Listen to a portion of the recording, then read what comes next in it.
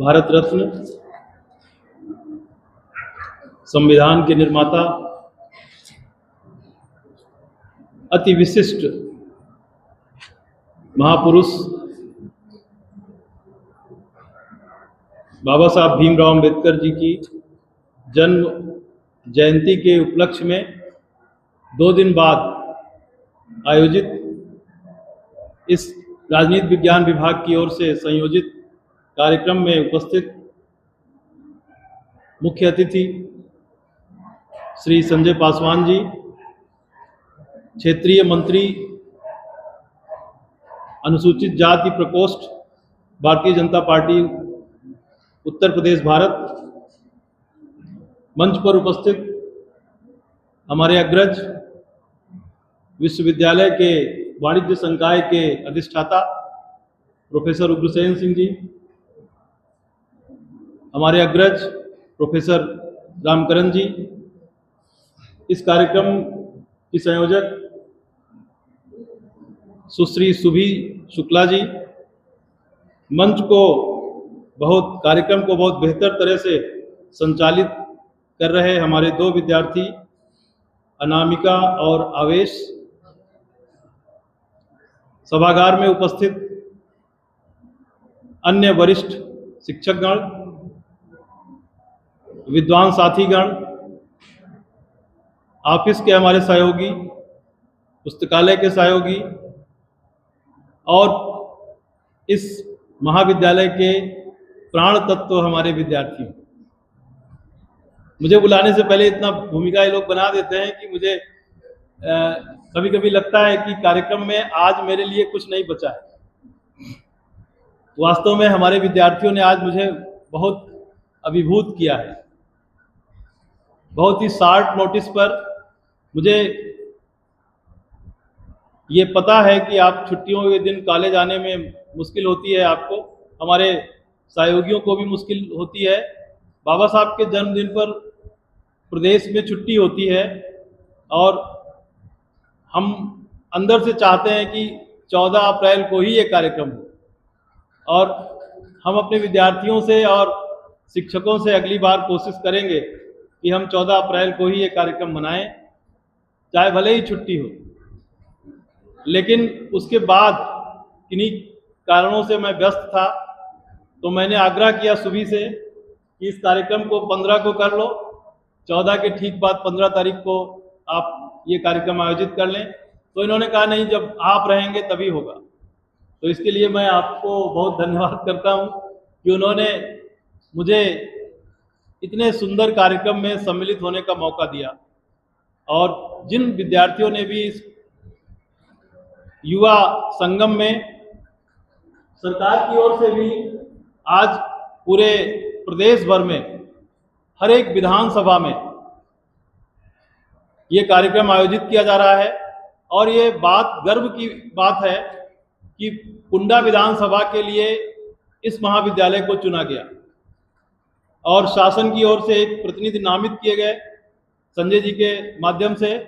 और एक महत्वपूर्ण विभूति यहाँ पर उपस्थित हैं, बगल में डॉक्टर अंबेडकर छात्रावास के अधीक्षक महोदय श्री सुनील कुमार जी, उनका भी हम इस मंच पे इस कार्यक्रम में स्वागत करते हैं। इसका नाम शासन ने रखा है युवा संवाद संगम।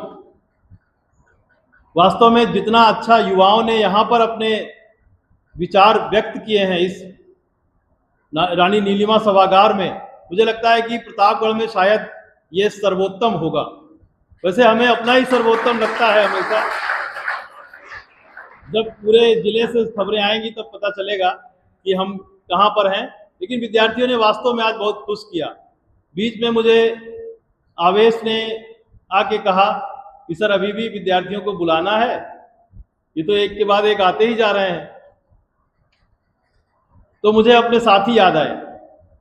बीच बीच में हमारे साथी इस हाल को छोड़ के चले जा रहे थे, कुछ देर कुछ करने के बाद वापस फिर आए। हो सकता है कुछ लोग चले भी गए हो पूरी तरह से। तो कई बार ऐसा होता है कि विद्यार्थियों, हम इतने बिजी होते हैं, इतने व्यस्त होते हैं कि बहुत महत्वपूर्ण कार्यों को भी बहुत अंदर से नहीं ले पाते। और ये दिन पता नहीं कब आएगा जब छुआछूत हमारे अंदर से जाएगा।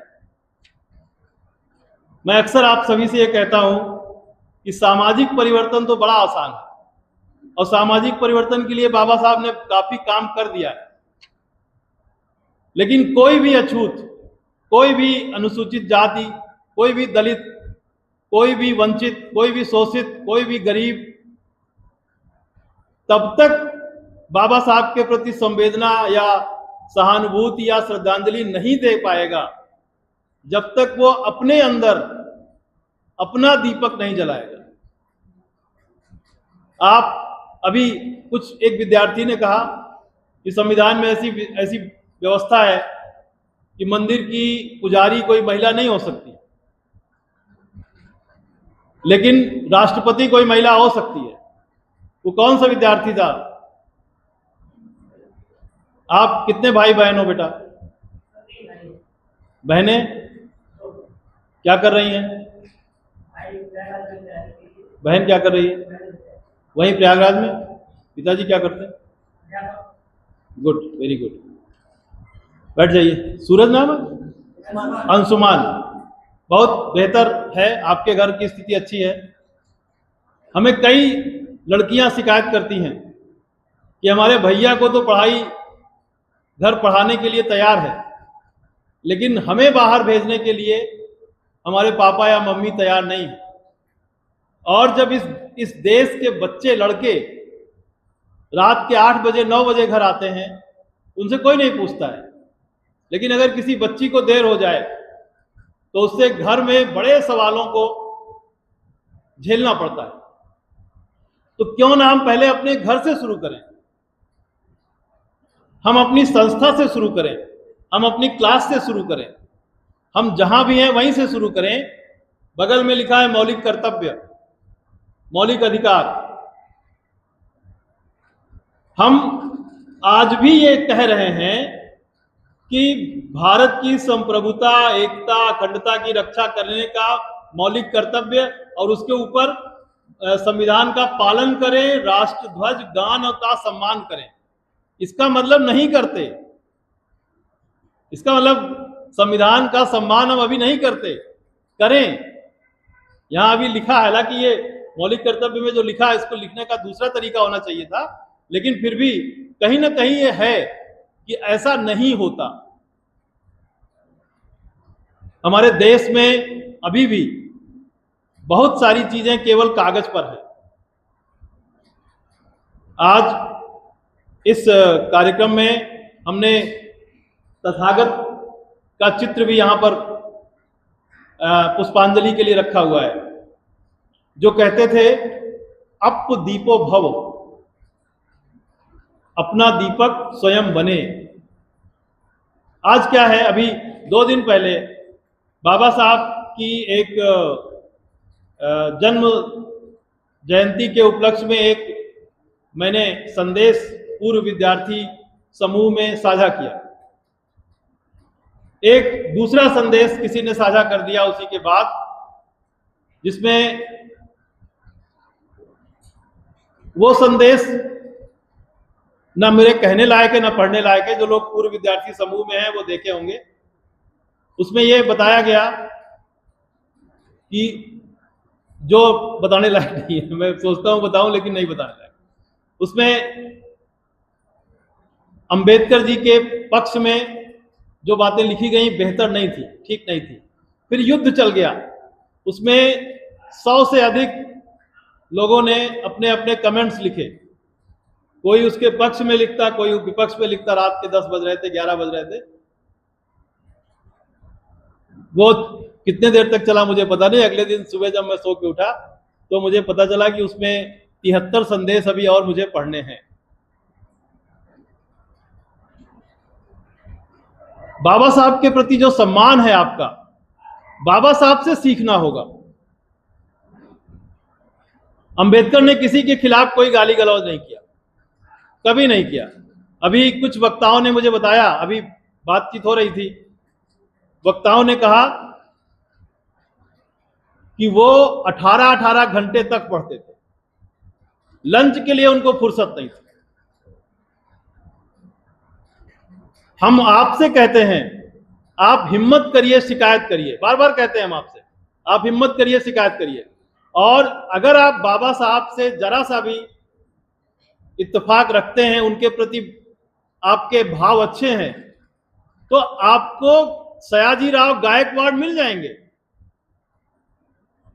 आपको वो लाइब्रेरियन मिल जाएंगे, आपको वो प्रदीप सिंह मिल जाएंगे, सृष्टि कुशवाहा मिल जाएंगी, डीसी आनंद जी मिल जाएंगे, जो आपको ये कहेंगे कि अगर आपकी आर्थिक स्थिति ठीक नहीं है, आप लंच करने का टाइम बाहर निकालने के लिए नहीं है आपके पास, और सैंडविच खा करके और पेटीज खा करके आप काम चला सकते हैं, तो उस तरह का लाइब्रेरियन जिसको ये पता है कि ये विद्यार्थी 18-18 घंटे यहां पढ़ता है, रोज दिखाई देता है,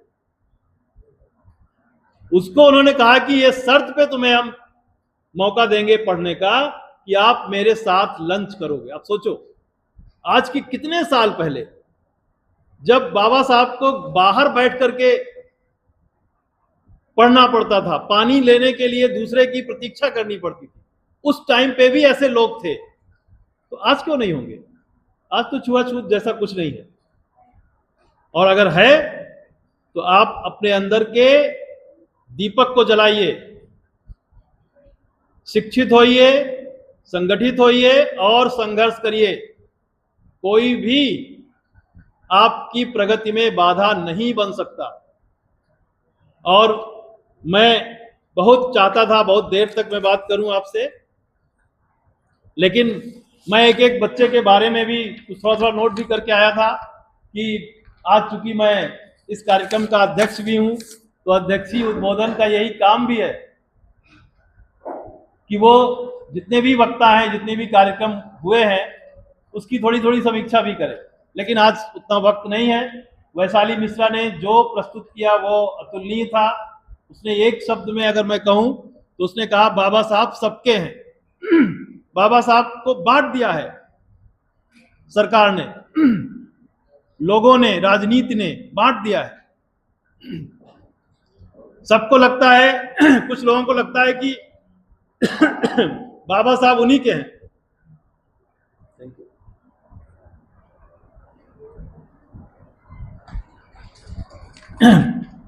वैशाली मिश्रा है, ब्राह्मण है। बहुत से ब्राह्मणों को बाबा साहब पसंद नहीं आते, लेकिन मैं समझता हूं कि सच्चा ब्राह्मण जो होगा वो यही कहेगा जो वैशाली मिश्रा कह गई कि बाबा साहब सबके, इस देश के हैं, बल्कि मैं कहूंगा पूरी सभ्यता के हैं। क्योंकि इस देश ने ऐसी व्यवस्था बना दी, दुनिया के किसी भी देश में नहीं। हमको आपको ऐसा कर दिया कि क्या बताएं, ऐसी व्यवस्था बन गई कि दुनिया में ऐसी व्यवस्था कहीं है ही नहीं। गरीब हैं, गरीबी है, गरीबी का वर्ग है। गरीबी के साथ ये समस्या है कि गरीब हैं, आप तो कुछ करेंगे तो अमीर हो जाएंगे। भाई वैसे नहीं है, गरीब हैं, हमने मेहनत नहीं की, हमारे पूर्वजों ने मेहनत नहीं की, हम गरीब हैं, हम मेहनत करेंगे अमीर हो जाएंगे और मुख्य धारा में शामिल हो जाएंगे। लेकिन बेचारा दलित कैसे ब्राह्मण हो जाएगा?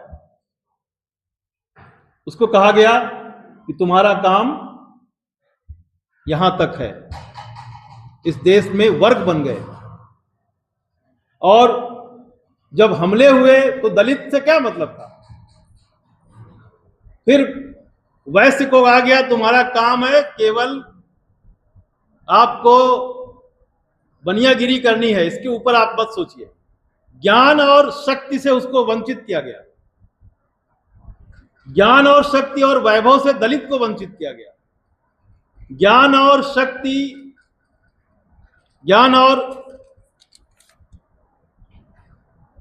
शक्ति वणिकों के लिए नहीं था, वैश्यों के लिए नहीं था, क्षत्रियों के लिए थोड़ा और आगे था। आप शक्तिशाली तक हो सकते हैं, ज्ञान के लिए आप नहीं हो। तथाकथित कुछ लोगों ने स्वयं को, ठीक है, स्वयं को समाज में कहा कि मैं सबसे ऊपर हूं। और जैसा अभी किसी विद्यार्थी ने कहा कि भागवत में यह बात कृष्ण ने कही कि हम 4 वर्ण बनाते हैं लेकिन जन्मतः नहीं, कर्म के आधार पर बनाते हैं। तो जब बेचारे ने जन्म ले लिया दलित में या वैश्य कुल में या क्षत्रिय कुल में या ब्राह्मण कुल में, अगर ब्राह्मण कुल में जन्म ले लिया तो उसको प्रिविलेज हो गया, और बाकी कुल में जन्म लिया तो उसको प्रिविलेज नहीं हुआ। तो सब अपनी अपनी जगह अपने को संतुष्ट मान रहे हैं। तो जब अटैक होगा देश पर तो केवल क्षत्रिय लड़ेंगे और ज्ञान की कोशिश नहीं करेगा नीचे के 3 वर्ग। तो भाई ज्ञान की कोशिश करिए ना, गरीबी की कोशिश करके अमीरी बना जा सकता है, लेकिन वर्ण की कोशिश करके कैसे? मेरा अपना खुद का मानना है कि ये वर्ग ही नहीं होना चाहिए।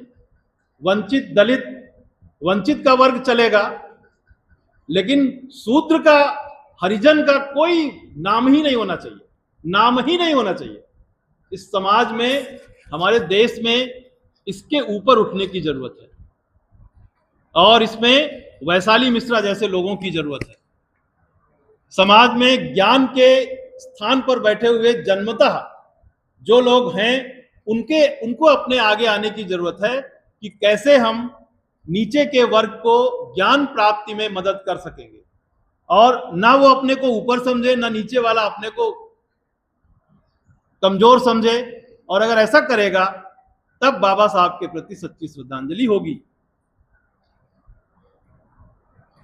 ना कहते कहते भी मैंने वैशाली मिश्रा को बहुत देर तक कर दिया। आदत खराब है मेरी विद्यार्थियों, क्या करूं। शनि कुमार ने एक बात, अब मैं ज्यादा नहीं कुछ बोलूंगा, फिर किसी दिन बात होगी, टाइम बहुत हो गया है। मुख्य अतिथि जी भी सोचते होंगे कि अध्यक्ष जी ये तो उद्बोधन बड़ा लंबा हो रहा है, उनको भी कहीं जाना होगा। शनि कुमार जी ने कहा कि हौसले अंबेडकर जैसे हों तो किस्मत, कभी भी किस्मत की जरूरत नहीं पड़ेगी। आज आप देखिए, अंबेडकर को कोई दलित कहता है तो मुझे उस पर तरस आती है। वो किसी जाति धर्म से ऊपर उठ चुके हैं, और कितने ब्राह्मण उनको सम्मान करते हैं। आप सोचिए, हम जैसे कितने प्रिंसिपल, कितने कुलपति, कितने प्रधानमंत्री, कितने बड़े बड़े लोग उनके नतमस्तक हैं, चरणों में नतमस्तक है। और मुझे अंबेडकर कहीं मिल जाए तो मैं लेट जाऊं उनके चरणों में, मुझे कहीं संकोच नहीं होगा कि वो किस जाति के थे। बिल्कुल सही कहा उस विद्यार्थी ने, शनि ने। वास्तव में अगर आप हौसले रखें अंबेडकर जैसे, तो आपको फिर मैं वही कहूंगा कि तमाम लोग यही मिल जाएंगे जो कहेंगे कि मैं तुम्हारी पढ़ाई का जिम्मा लेता हूं। निश्चित रूप से ये महाविद्यालय ऐसा ही ज्ञान का मंदिर है जहां आपको लोग हाथों हाथ लेने के लिए तैयार है। हौसला रखिए बस। मुश्किलें दिल के इरादों को आजमाती हैं, स्वप्न के पर्दे निगाहों से हटाती हैं। हौसला मत हार, गिरकर ओ मुसाफिर, मुश्किलें इंसान को चलना सिखाती हैं। आप सब लोग ये जो विभूति है इसको अपने अंदर रखिए, और एक बगल में जो विभूति है उसने राजपाट छोड़ करके समानता का संदेश पूरी दुनिया को दिया। तमाम दुनिया के देश बुद्ध के अनुयायी हैं, और हम इस बात के लिए गर्व करते हैं कि हम ऐसे देश में हैं जहां बुद्ध जैसे लोग हैं। और वास्तव में महापुरुष बुद्ध उस जैसा कोई नहीं। हमारे देश के तमाम लोग ऐसे हुए जो जा करके ईसा मसीह से तुलना किए कि हमारा धर्म आपकी तरह है, तमाम चीजें उनसे कहे, लेकिन हम ईसा मसीह को अपने देश के तमाम पैगंबरों से, तमाम धर्म के तमाम अच्छे लोगों से बहुत गड़बड़ मानते हैं। एक ऐसा व्यक्ति जो अपनी भूख मिटाने के लिए लोगों की जिंदगी ले ले। ईसा मसीह शाकाहारी नहीं थे, आपको पता नहीं होगा। ईसा मसीह ड्रिंक भी करते थे, किसी को पता होगा शायद, किसी को नहीं पता होगा। लेकिन हमारे देश के तमाम लोग केवल उनको बैलेंस करने के लिए, पाश्चात्य सभ्यता को, क्रिश्चियनिटी को वैल्यू प्रदान करने के लिए, खुद को अच्छा बताने के लिए कि हम भी ऐसे हैं, जा करके वहां ईसा मसीह की तुलना अपने देश के तमाम लोगों से की, महावीर से की, बुद्ध से की। क्या जरूरत है करने की भाई? कोई जोड़ है इनका? खैर, सुहानी पांडे ने जो कहा उसने भी बहुत शानदार बात कही लास्ट में, सबका साथ, सबका विकास और सबका विश्वास। यही मूल मंत्र है अपने देश को विकसित बनाने के लिए। विद्यार्थियों, यही सबसे बड़ा मूल मंत्र है। कि हम किसी को पीछे न रहने दें, सबको साथ लेकर चलें। किशन ने बड़ी अच्छी चीज कही कि जो मालाएं लाद देते हैं जन्मदिन के दिन, बाबा साहब की चित्र पर माला लाद देते हैं, उनके विचारों से विचार भी लद जाते हैं उसी।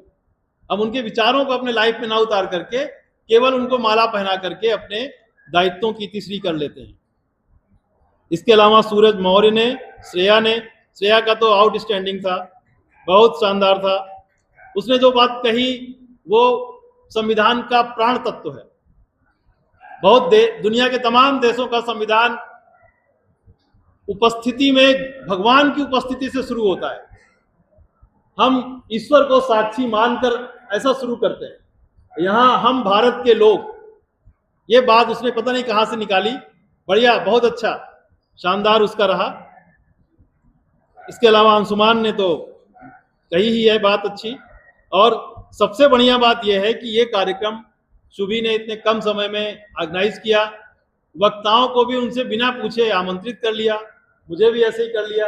रामकरण सर भी आए तो जबरदस्त बोल के गए यहाँ से, उग्रसेन सर भी इतना शानदार यहाँ से बात करके गए।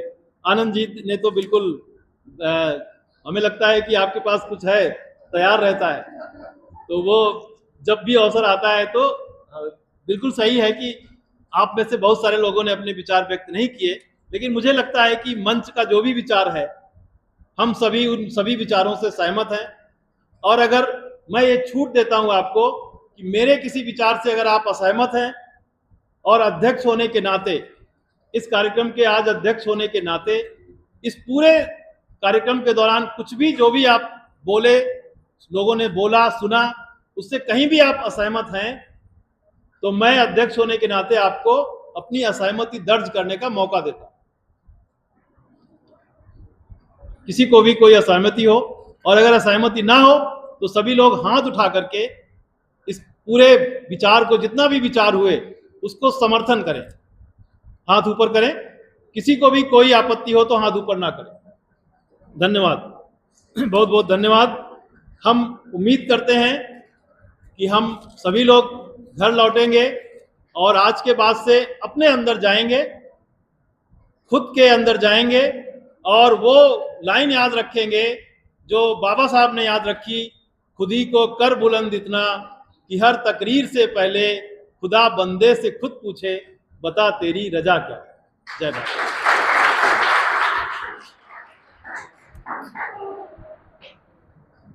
ऐ पर्वत कल तक तू जिसकी लाचारी पर हंसता था, ऐ पर्वत कल तक तू जिसकी लाचारी पर हंसता था, वही बैठा है तेरी चोटी पर आज बैसाखियां लेकर। प्राचार्य जी के प्रेरणादायी विचारों के लिए उनका बहुत बहुत आभार। अब कार्यक्रम अपनी समाप्ति की ओर बढ़ रहा है।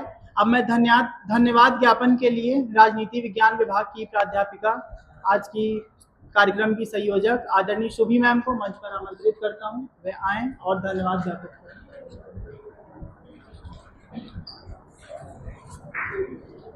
जब कोई आयोजन एक कार्यक्रम न रहकर विचारों का उत्सव बन जाता है, तो समापन पर शब्द नहीं भाव बोलते हैं, और उन्हीं भावों के साथ आज हम आप सभी के समक्ष उपस्थित हुए हैं। आज हम सभी ने केवल एक महापुरुष को स्मरण नहीं किया, आज हम सभी ने केवल एक महापुरुष को स्मरण नहीं किया, बल्कि उनके विचारों के उस दीप को जलाया जो वर्षों पहले कहीं बुझ सी गई। आज हमने उनको याद किया है, आज हमने अपना पूरा समय उनको समर्पित किया है। इसी क्रम में मैं सबसे पहले हमारे कार्यक्रम के आज मुख्य अतिथि आदरणीय संजय पासवान जी का बहुत बहुत धन्यवाद करती हूँ कि आपने इस कार्यक्रम में उपस्थित होकर इस कार्यक्रम की गरिमा को बढ़ाया हुआ है। आए आप सजा ये मंच, बढ़ा हमारा मान है, हृदय से कहते धन्यवाद, करते हम आपका सम्मान। इसके पश्चात मैं कार्यक्रम की अध्यक्षता कर रहे हमारे प्राचार्य जी को हृदय से कृतज्ञता व्यक्त करती हूँ कि आपकी उपस्थिति से यह आयोजन एक अद्भुत बन जाता है। आपने कहा कि मैंने आपके बिना ये कार्यक्रम आयोजित नहीं किया, क्योंकि आपका कार्यक्रम में रहना ऐसा ही होता है जैसे खाने में नमक, क्योंकि हम बहुत अच्छे से खाना बनाएं, बहुत प्यार से खाना बनाएं, बहुत अच्छे मसाले उसमें इस्तेमाल करें, लेकिन उसमें नमक ना डालें तो हमें कैसा लगेगा फिर। तो वैसे ही हम कार्यक्रम को बहुत अच्छे से सजाएं और बहुत अच्छी सी तैयारी करें, और प्राचार्य सर इसमें ना हो तो फिर कार्यक्रम का मजा नहीं आता। तो इसलिए कार्यक्रम के आने के लिए आपका बहुत बहुत धन्यवाद है सर आपका। इसके पश्चात मैं हमारे विशिष्ट अतिथि आदरणीय रामकरण सर, आदरणीय हुसैन सर, आप सभी का भी धन्यवाद करती हूँ कि आपके आने से यह मंच और हम सभी लोग बहुत ही कृतार्थ हुए हैं। इसके बाद मैं डॉक्टर DC आनंद सर का धन्यवाद करना चाहूँगी, जिनके स्नेहपूर्ण मार्गदर्शन से ये कार्यक्रम संभव हुआ। वो अगर शायद हमें मार्गदर्शन ना करते तो मैं इस कार्यक्रम को आयोजित ही ना कर पाती। उन्होंने कहा कि मैंने ये सब कार्यक्रम आयोजित किया, लेकिन सही अर्थों में उन्होंने ये कार्यक्रम को आयोजित किया, मेरा उतना योगदान नहीं रहा। उन्होंने मुझे मार्गदर्शन दिया और उसी पर हम चलते रहे। इसलिए मैं आपका बहुत बहुत धन्यवाद करती हूँ सर। इसके बाद मैं आदरणीय सृष्टि मैम का धन्यवाद भी करना चाहूँगी कि उन्होंने अप्रत्यक्ष रूप में मुझे बहुत ही सपोर्ट किया हुआ है। मैम, मैं बहुत डरी हुई थी, मेरा प्रोग्राम सर पहला प्रोग्राम था, तो मैं सृष्टि मैम के पास जाती थी तो सृष्टि मैम कहते थे डरो नहीं बच्चा, कुछ नहीं होता है। तो मुझे मैम के पास जाकर बहुत अच्छा लगता था। आपके जो वक्तव्य होते हैं हमारे लिए, उससे बहुत अच्छा लगता है मुझे। इसके बाद मैं रंगोली के लिए मीना मैम को और प्रीति मैम को धन्यवाद करना चाहूँगी कि आपके भी सपोर्ट से, कि आपने भी जिस तरह से हमको सपोर्ट किया है। मैंने मीना मैम को और प्रीति मैम को कहा कि मैम आप रंगोली का कार्यक्रम देख लीजिएगा, तो मीना मैम कहती है कि अरे बेटा एकदम निश्चिंत रहो, हम बिल्कुल सारी चीज़ों को देख लेंगे, कोई दिक्कत नहीं है। अब इसके बाद मैं उन नवरत्नों को धन्यवाद करना चाहूँगी जिनके बिना ये कार्यक्रम तो असंभव ही था। मेरे प्रिय विद्यार्थियों ने इतना सहयोग किया कि मैं उनकी शब्दों में व्याख्या नहीं कर पाऊंगी। चाहे वो मंच संचालन हो, चाहे वो वक्तव्य हो, चाहे वो संबोधन हो, चाहे जिस तरह की चीज़ें रही हो, उन्होंने बहुत सपोर्ट किया। मेरे एक बार बुलाने पर भी वो आ जाते हैं, एक बार कहने पर भी वो हर चीज़ के लिए तैयार हो जाते हैं। विशेष रूप से मैं किशन और शनि और मंच संचालन में हमारे छात्र अनामिका और अवैश का धन्यवाद करूँगी कि इन्होंने मेरे एक बार कहने पर ही सारे प्रोग्राम की तैयारी खुद ही कर ली, मुझे हेल्प करने की भी ज़रूरत इनको नहीं पड़ी है। इसलिए मैं सभी को बहुत बहुत धन्यवाद करना चाहूँगी कि आप